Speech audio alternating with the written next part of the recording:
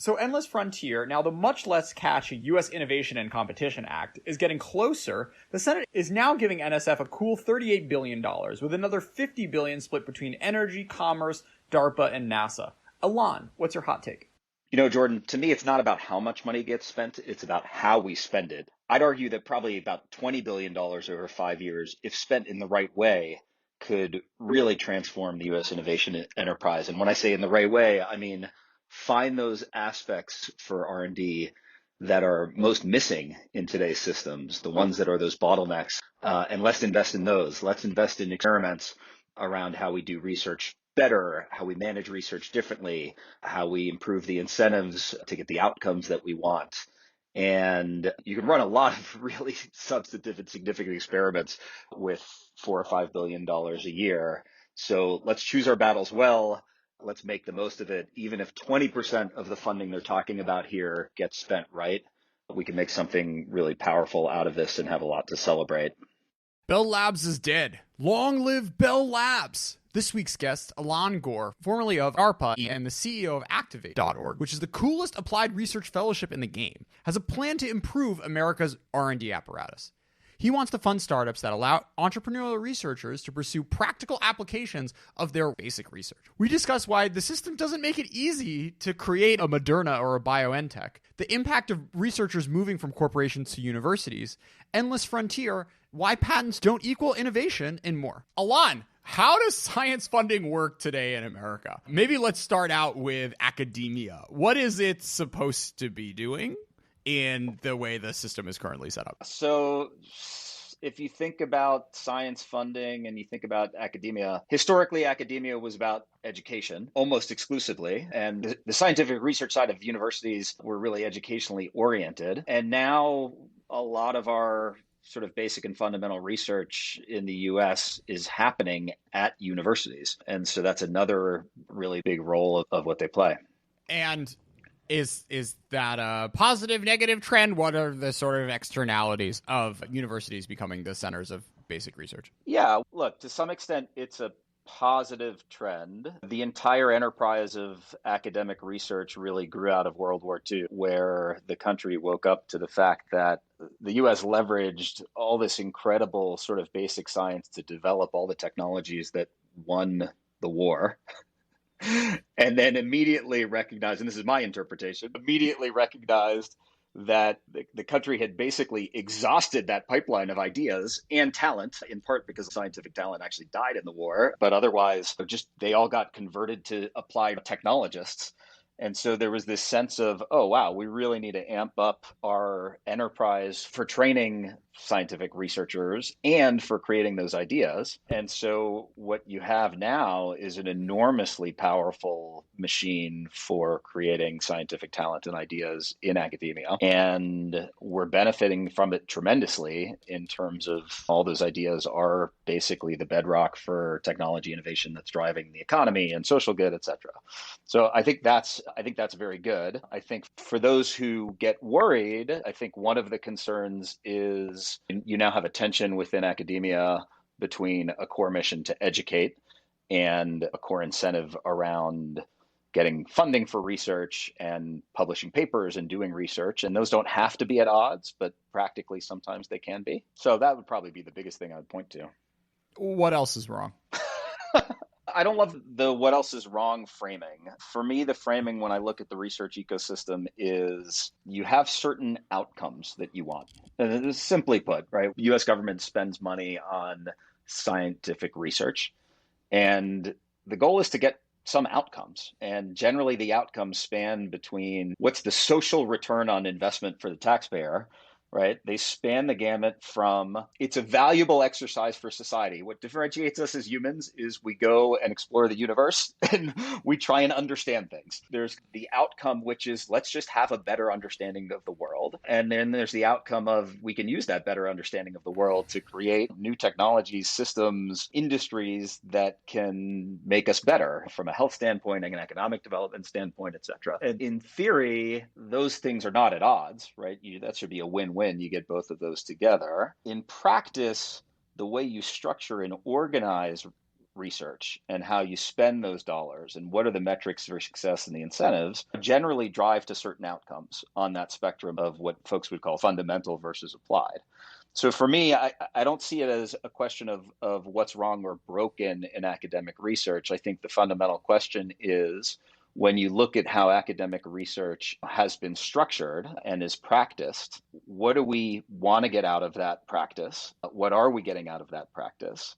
And to what ends and what outcomes? Sure. So, Alon, one thing I want to get out of my tax dollars spent towards academic research is stuff like the mRNA vaccine, which currently coursing through my veins, which almost didn't happen. So what about this system made the researchers who ended up giving humanity this breakthrough have such a difficult time pursuing their work in the academic cursus honorum? I think one of the challenges that exists within academic research, and that I think right now a lot of folks are trying to think about, not just right now, I think it's been an ongoing question, which is academic research environments are incredible environments to train and inspire talent and to do the exploration research scientifically, drive new novel ideas, make new discoveries. And academia today is actually quite connected to industry. But when you look at sort of the core incentives of an academic researcher, generally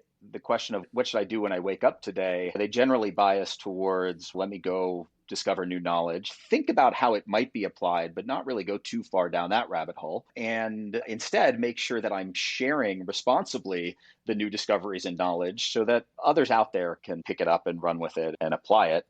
And so if you look at, so in general, I think academic research is really set up well for that. And where we sometimes have gaps and bottlenecks is the question of who's going to do the really hard work involved in figuring out how those early scientific discoveries actually translate into something valuable or implementable or viable in a field deployment or in a commercial space. And so if you think about mRNA and COVID vaccine as a case study, I think there's one read on it, which is to say, wait a second, the system totally did its job. We had funded, thankfully, an enormous amount of fundamental research and somewhat applied research within academia to develop the bedrock of ideas to establish that such a thing as an mRNA-based vaccine could exist. And I think the sort of pure economist might argue, yeah, and that was fine. And those ideas were out there in the ethos. And the reason there wasn't actually a practical vaccine is because we didn't need it yet. So there's one lens, which is COVID-19 hit and the system did its work, which was all of a sudden there was an incentive and a motivation for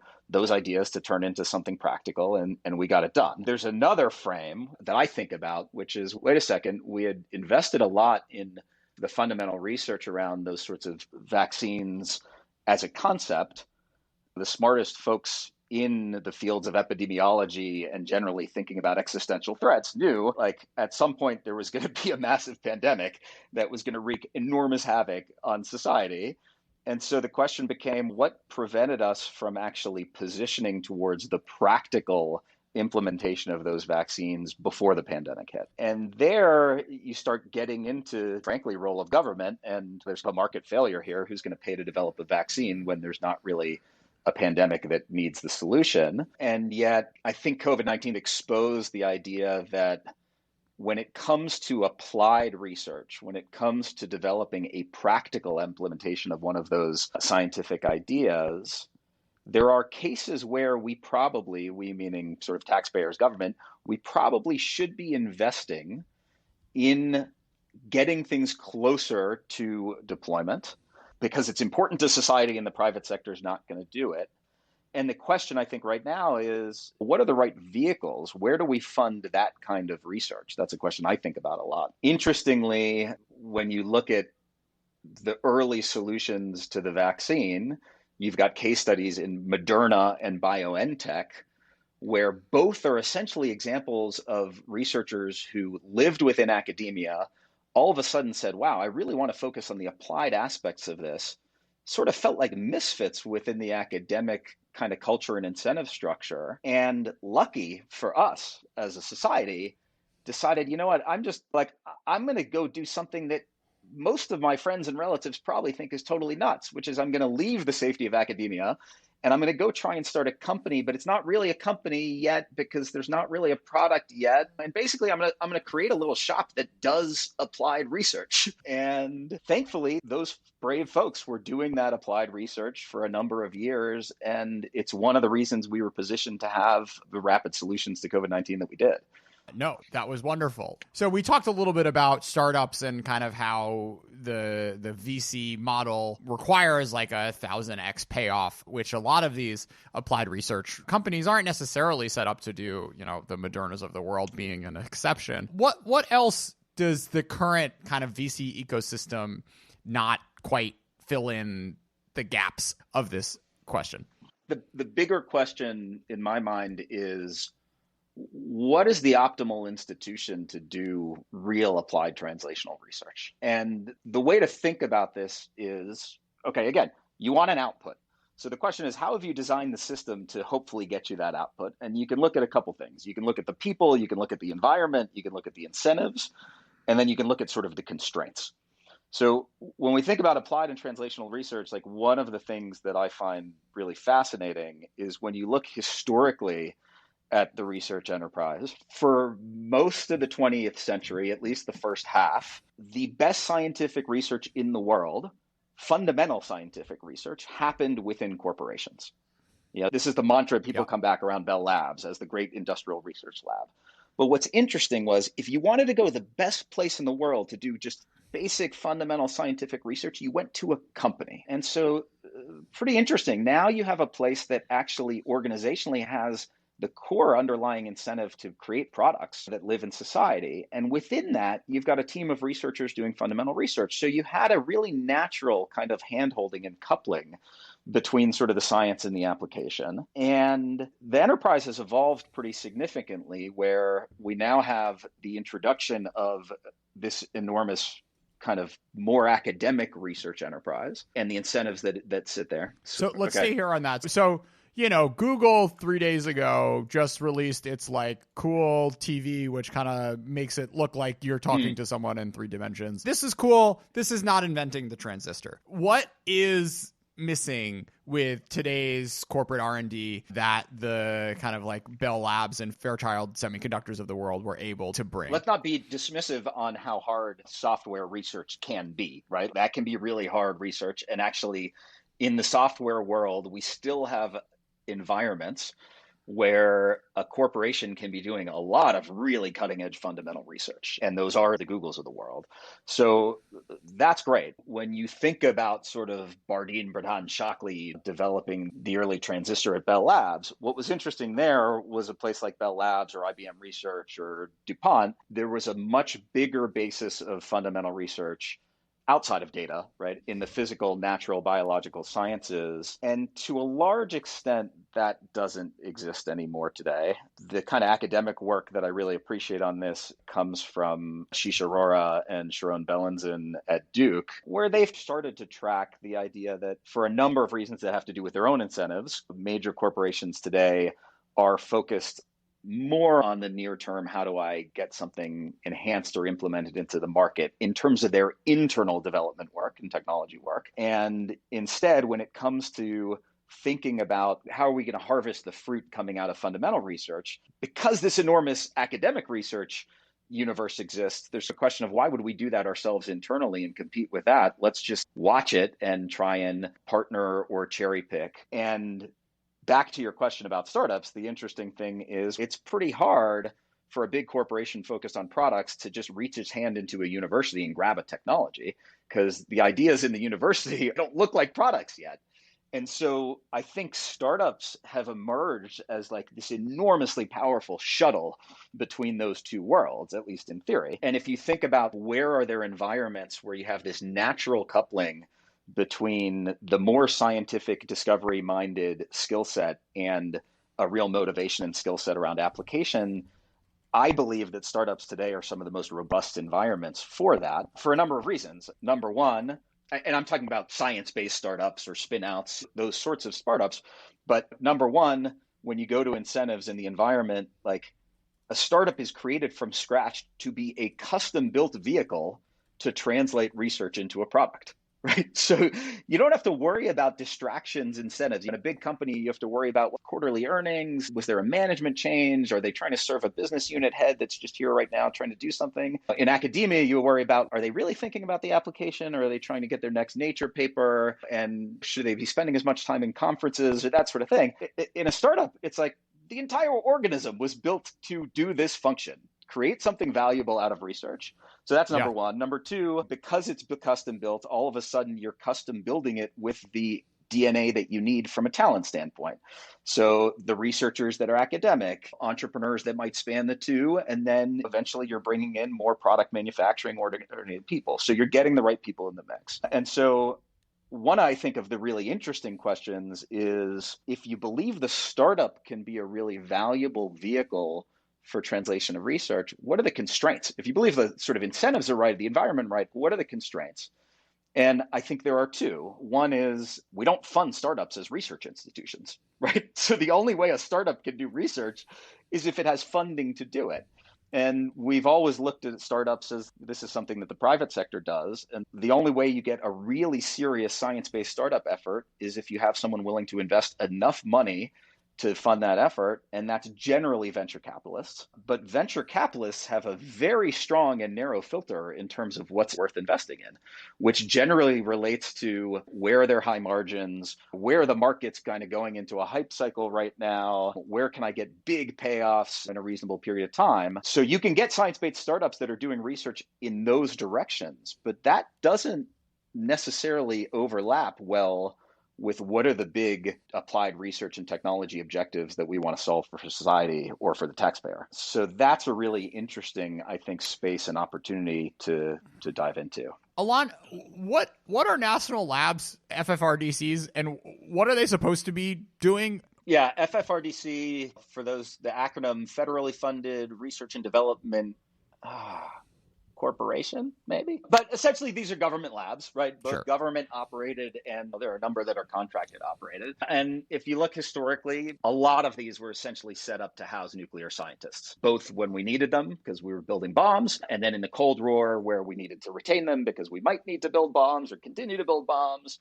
And then interestingly, toward the end of the Cold War, there became a question of what are we doing with this incredible scientific talent? And there are some that have remained focused on, I wouldn't say bombs, national security, NNSA, nuclear work. And then there are many that have moved to become essentially multi-purpose labs. The tough part about these government labs and FFRDCs is they're all really different. So they continue to have really unique strengths in some cases, but different strengths. And so it's really hard to just cohesively say, here's the role that the national labs play. Although there are a few themes. First, let me give you a couple examples just on some of those different strengths. The organization I run, Activate, is focused on sort of translational research. We do that in partnership with a number of world-class research institutions. A couple of those are national labs. So I'll give you an example. MIT Lincoln Lab is a FFRDC that MIT manages for the Department of Defense.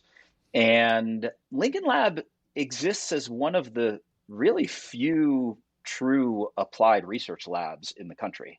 And what I mean by true applied research is they can do very speculative work there, but when you look at the incentives of Lincoln Lab, they actually have government customers and they are building applied systems for those customers. And their success and failure, and are they doing good at their job, has to do with, did they deliver an applied system? It's normally a first of its kind applied system, but still, and does it work, right?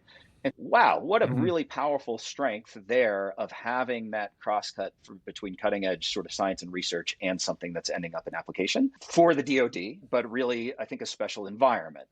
If you look at another lab we work with, Lawrence Berkeley Lab, that's one of these labs that has moved towards more of a multi-purpose laboratory where they have a very strong strength in fundamental research. And the question becomes, well, okay, but why is that different than this big academic research enterprise you talked about? And so there are some really unique aspects. One is, unlike academic research where you have one professor that sticks around and then a bunch of students that are constantly churning through, really great environment for generating lots of novel ideas. In a national lab like LBL, you have far more sort of staff scientists who may be around longer, and you still can connect through those students. So there's a longer time horizon in terms of where some of those researchers have their knowledge. So that's the talent piece. A big one is what I jokingly would call the toys, meaning a national lab like LBL, because of the direct funding from the government, has some very big projects with very big equipment. They've got a synchrotron advanced light source, and they are able to then organize multidisciplinary research around those big capabilities. And the incentives are slightly different than universities as well. And so for certain projects, if you look around the national labs, for certain, there are just these really unique attributes that sing. And the problem obviously becomes that there can be a lot of inefficiency in the system as a whole, especially if you treat all these national labs and the programs within them the same from a funder perspective, because policymakers don't really necessarily understand the differing strengths and the constraints of these labs. So they haven't quite figured out how to remove the constraints and leverage those strengths.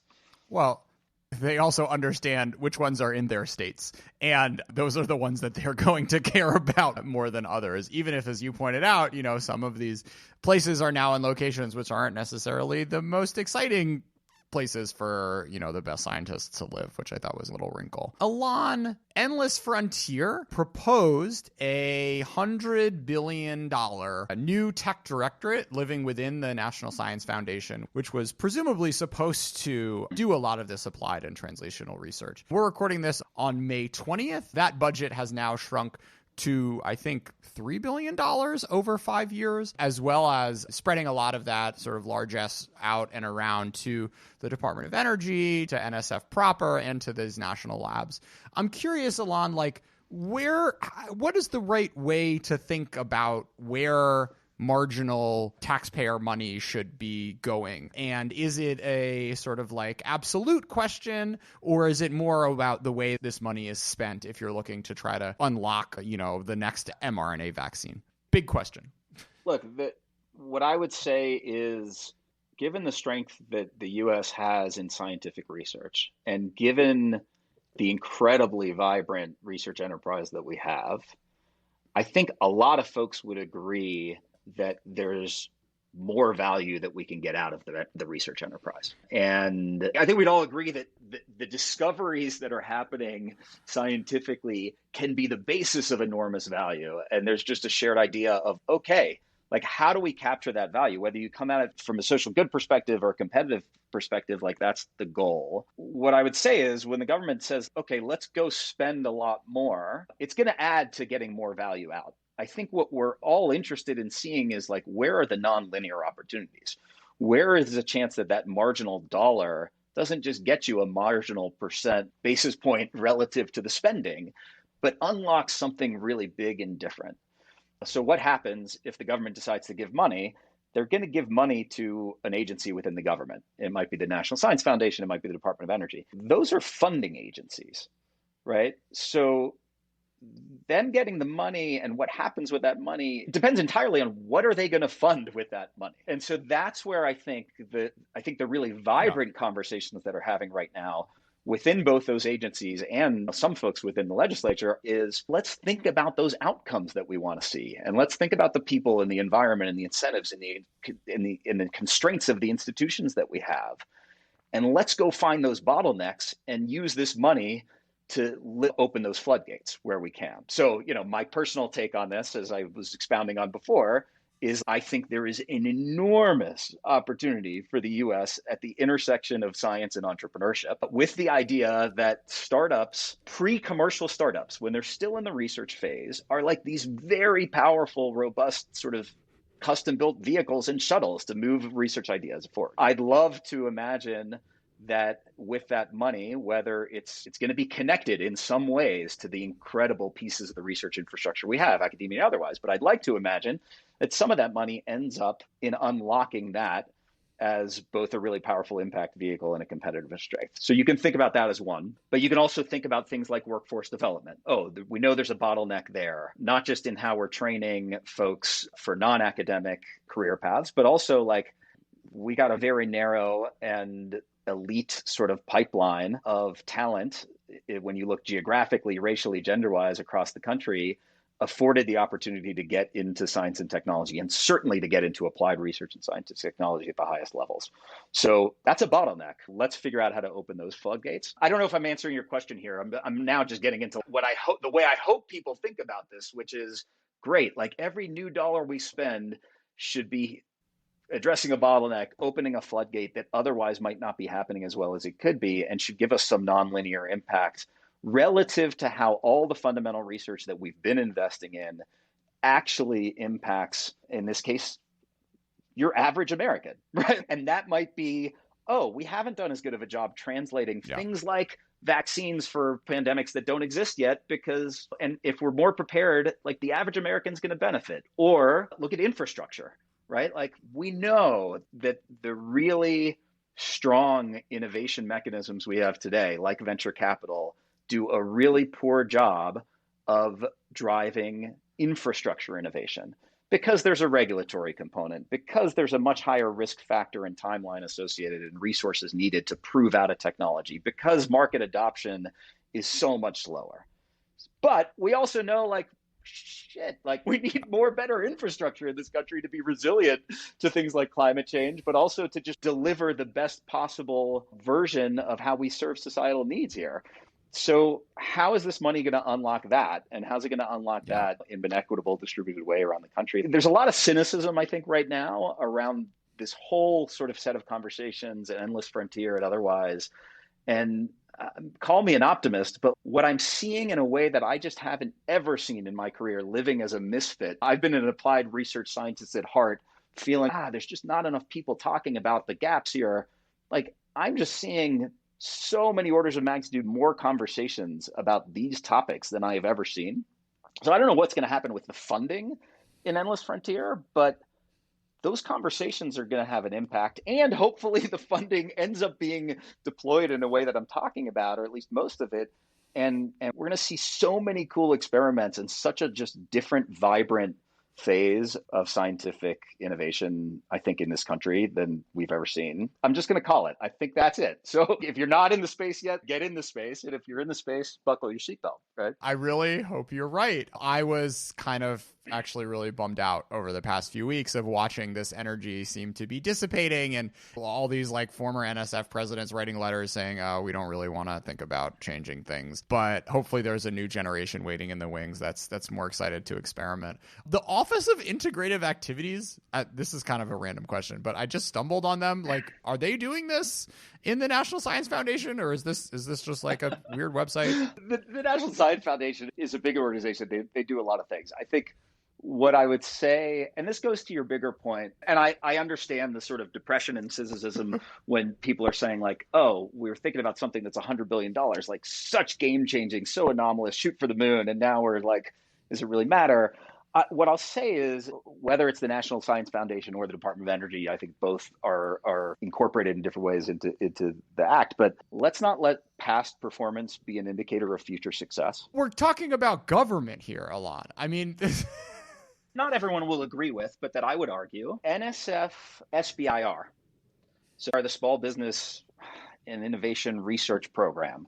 Okay, let me just frame this for you. I just mentioned, I think, startups are a super underappreciated vehicle for research, right?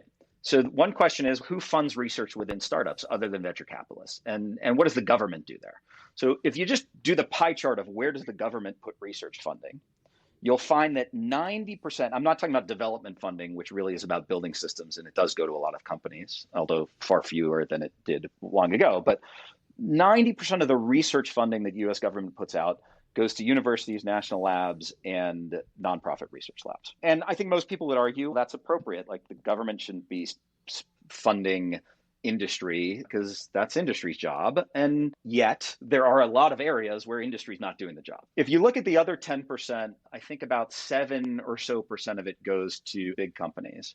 And then you've got 2 to 3% of all federal research funding that goes into small businesses and startups. If you look at it, actually, there are only a few sources in the government for which you're even eligible to apply to be funded for research from the government as a small business or a startup. The ARPA agencies, DARPA and ARPA-E and IARPA, actually fund small businesses and startups reasonably as part of their portfolio. To some extent, some other parts of the DOE applied offices do so. I don't think any of that's as much as it might be right-sized. And then you have this thing called the SBIR program, where every agency is forced to commit a small percentage of their funding. And that's most of the money that goes from the government into funding research within startups. So I don't know, you might edit that whole sort of like tutorial out. But if you look at SBIR, this is back to past performance, not necessarily being an indicator of future success.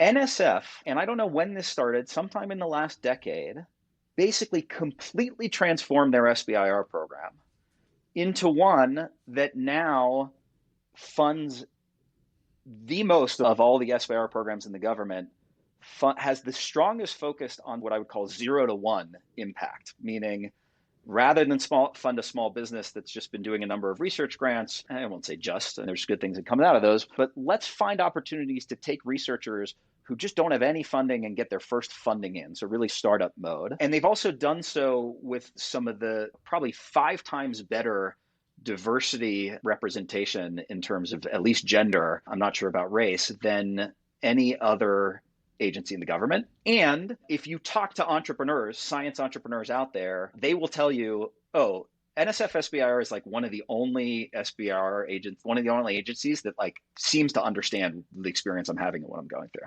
Like, it's a really amazing program. There are ways that SBIR in general could be improved, trust me, enormous ways. But NSF went from like 0, and then all of a sudden, somehow, like the best version of SBIR across all government and a brand new way to think about that just emerged. So when I think about what could happen next here, I look at those examples and I say, okay, that stuff was happening before anyone cared about this or was paying attention. Now it seems like there's an opportunity both to create more of those sort of, oh, let's come out of nowhere and do something new and different, but also let's figure out the things that are working and expand them. I committed when we walked into this conversation to be like entirely optimistic. So if you want, we could do like a separate version where like I put on my cynical pessimistic hat and like cry and have a glass of whiskey. But like today I'm all smiles with you. We'll come back in a month or two and do that show, which I'm looking forward to. But I will say, just doing so many shows with China specialists who just like have to think about authoritarianism and war all day. I got to do more science ones because this is just such a breath of fresh air. You even got me sold, Alon. So what do you think about government taking stakes?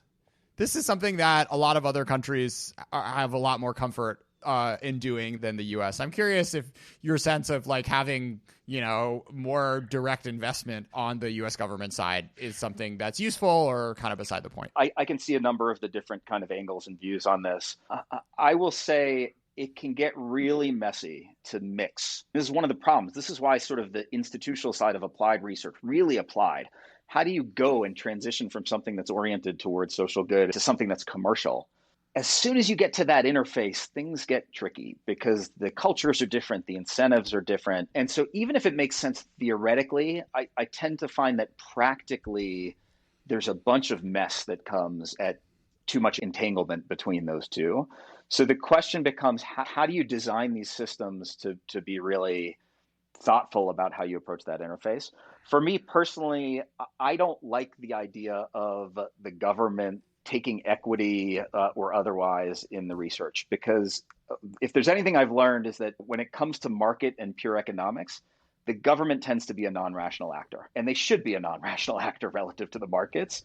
And so all of a sudden you can get all these weird perversions of what would naturally happen in the marketplace when you have a government as a stakeholder in those market conversations. And this comes up in a number of different ways. So I am a much bigger fan of figuring out appropriately how the government can unlock the impact that it wants to see. And I think about it from 2 dimensions. One that we talked about, which is how do you do the bottoms up? How do you support the talent, the infrastructure to do research that's commercially motivated maybe and applied motivated, but where it's clear that it's not a product or a business yet. So you're pretty far away from that line. I think the other thing, and this is something I hope we start seeing. So let's go back to Bell Labs, a fundamental research organization, the quality and size of Caltech sitting within a company. And people say, oh, those were the great corporate industrial research labs. Yeah, they were industrial research labs, but how could Bell Labs afford to have that Caltech sitting within its company? It's because it was essentially a utility monopoly that the government allowed to have all this funding. So interestingly, Yeah.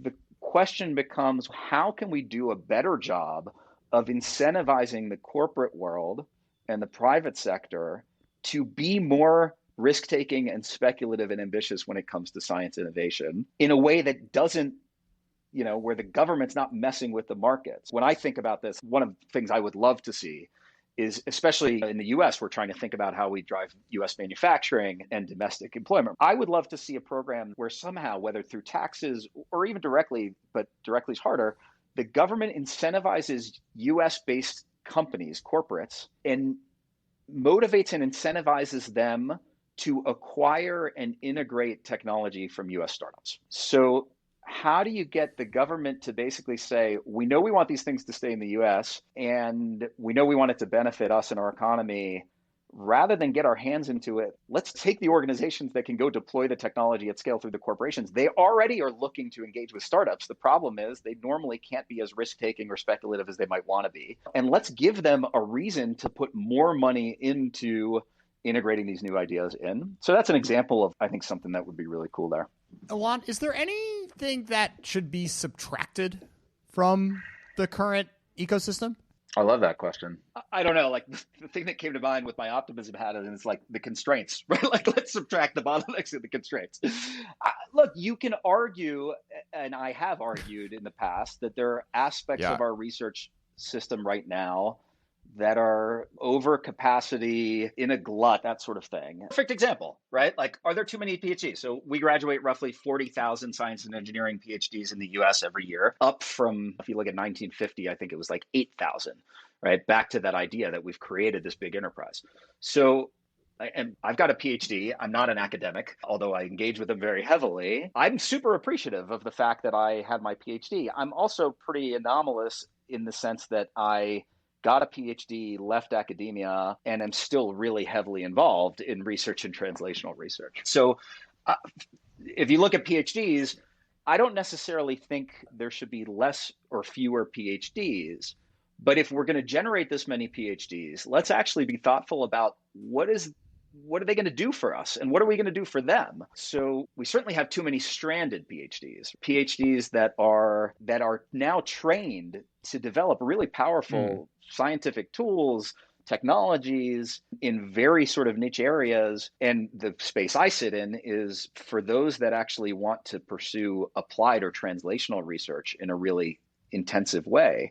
We don't have many pathways to support that really well. We run what we call an entrepreneurial research fellowship, which is specifically designed to create an environment where you can translate your research and be singularly focused on that. I'll tell you that we've had folks we've supported as fellows that are probably one of 3 world experts in their area of science, had decided that they wanted to go create a technology based on the academic research they did, looked around and basically said, oh, I could stay a professor, but I'm not going to go build prototypes as a professor. My idea is way too crazy for venture capitalists, at least right now. And I can't think of any big corporation that's going to empower me to run a research program in this area. So I guess I'll go be a management consultant. And the idea that PhDs go become management consultants, that's fine. But what do we lose when a masterclass person is just doing that because they don't see any other alternative? And so I think the question of what we need less of in 2 months, it's just all about how do you get all the pieces of the system to be right-sized and to click, and how do you get the pieces to work together? And last one, just to close, Alon, because I feel like personally attacked by this one. Why are patents a bad proxy for innovation? And what other suggestions do you have for economists trying to measure this sort of thing? In a startup, right? Like we wrote patents for business reasons, not technology reasons, right? The number of patents and the patents that we wrote in my startup, and this is, I think, true of just about any business, are completely dictated by the idea that to both prove and realize value in the marketplace, like those patents are useful. So for me, the frustration is like, patents are in no way a proxy for level or amount of innovation. Patents are a really good proxy for how much funding something has gotten that might be based in innovation. They're also a good proxy for gamesmanship, and they're easy to measure. When you say, okay, how productive was some research grant that the government gave?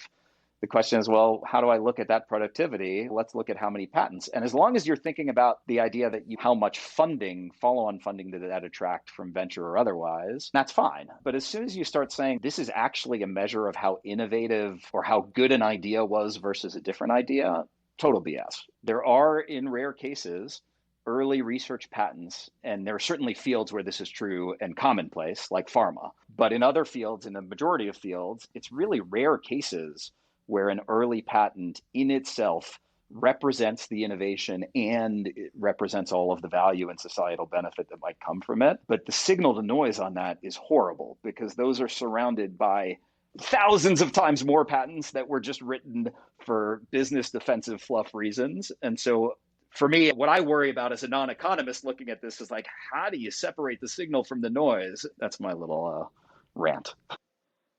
So I run a nonprofit organization called Activate. Our mission is to empower scientists and engineers to improve the world by translating their research to market. And we do that primarily through sort of a flagship mechanism, a support structure for scientific talent that we call an entrepreneurial fellowship. And what that means is we run a competition once a year. We find the best scientists and engineers who their motivations are too applied for the academic world. They have an idea, but they're not yet a product or a business that the private sector can run with. And we've built this program to be the perfect environment to support that talent in making that transition, in taking something that came out of scientific discovery and bringing it to the doorstep of the market, to the doorstep of where a corporation, venture capitalists can pick it up and run with it. And the impact in our minds is one, we think this can help improve the yield of new technologies that get created out of fundamental research that's happening in the country. But we also, and maybe even more so, see this as an opportunity to create a more important asset, which is scientists and engineers who have lived experience in actually navigating that transition and commercializing research so that they can continue to do that through the course of their careers and be mentors and role models and trainers, and for more people doing that and hopefully be managing programs and systems that do that for the country in the future. Well, you know, Ben Horowitz and Mark Andreessen really doesn't have shit on you guys. Applied research folks are the real MVPs. Best of luck, and thank you so much for being a part of China Talk a Lot. I'm glad I could inject some optimism for you.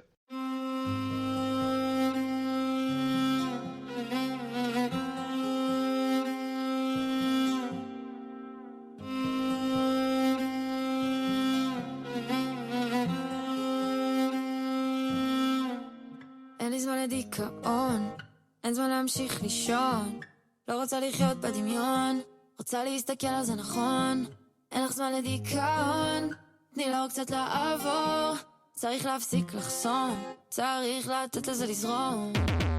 אין לי זמן לדיכאון, לוקחת לי שנייה לנשום, מכבה את הפלאפון, נשארת באותו מקום, ואין לי דאגות יותר, אין לי שיחות יותר לעשות לאף אחד, אין לי ספקות יותר, לא שאלות יותר, רק רוצה להיות לבד.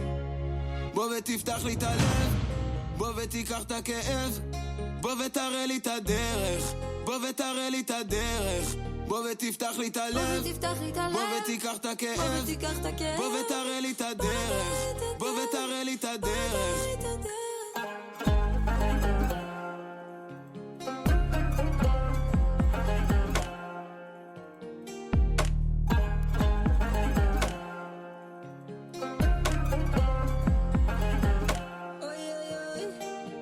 אין לי זמן לדיכאון, אין זמן להמשיך לישון, יש לי בית בלי שלום, יש חובות לאלפיון, שיפוצים על החלון, השלדים בתוך ארון, יש אישה בדיכאון, לא נותנת לי לנשום. אין לי זמן לדיכאון, אין זמן להמשיך לישון, יש לי בית בלי שלום, צריך לבקש שלום, אמונה וביטחון, להגיד תודה כל יום. תודה רבה ג'ה. אל תיתן לי לבכות יותר, אין לי כוחות יותר לעבור את זה לבד. אין לי ספקות יותר, לא שאלות יותר, רק רוצה דבר אחד.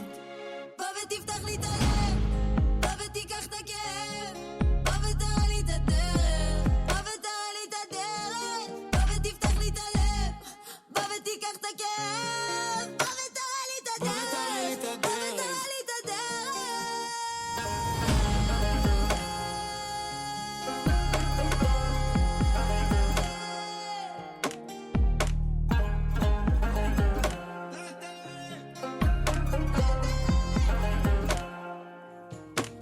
בוא ותפתח לי את הלב, בוא תיקח את הכאב, בוא ותראה לי את הדרך, בוא ותראה לי את הדרך, בוא ותפתח לי את הלב, תפתח לי את בוא הלב, ותיקח את הכאב, תיקח את הכאב, בוא ותראה לי את הדרך, תראה לי את בוא הדרך. ותראה לי את הדרך.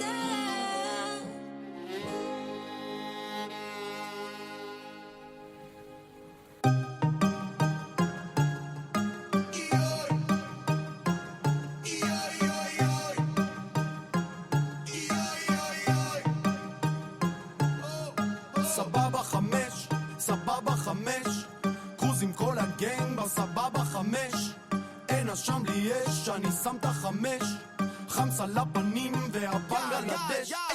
רינג רינג רינג, טלפון לאמיגו, יש לו תיק סמי כמו לצ'יקו ודיקו, הוא יודע שהפיל המשוגע כמו סילו, עזוב אותך מגרמים, תארגן אותי על קילו, אח של דודה בר איתי חזק, הוויד שלי לאודה, הממתק של השבק, אני לא מדבר על פאודה, מפציץ בלנק בגודל של מגה פאונה, האולפן של שוחד נראה לי כמו סאונה, כהן אל תפתח חלון, אל תהיה פוסי, רק תדליק לי עוד ג'יי ותשים לי ג'וסי, קרוזים עם הגנג על הסבבה, פף קטן לאמא, פף גדול לאבא, ומתמטיקה 3 יחידות, אבל תן לי לספור את השטרות, אין שום טעויות, יש לי את הפלאג, גבר אל תדאג, פף אחד והפתעה דגת, כל הרץ שלך הלך פקק, סבבה 5, סבבה 5, קרוז עם כל הגנג בסבבה 5, אין אשם לי יש, אני שם את 5, חמסה לפנים והבנג על הדש.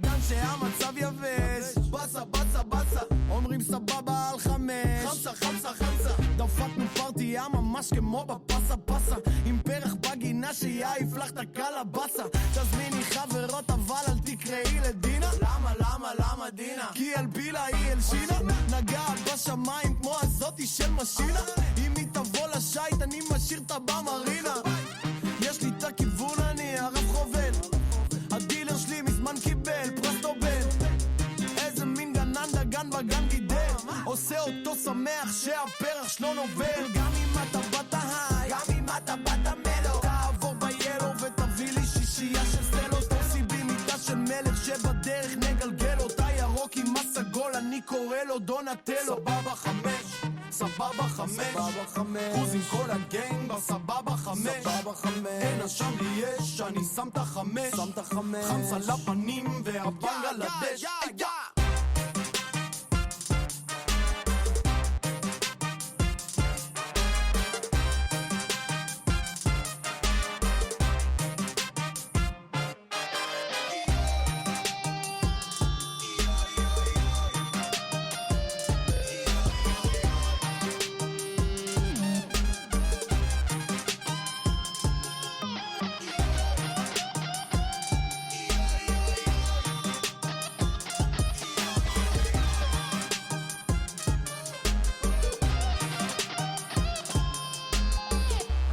לנסות לשמוח במה שיש.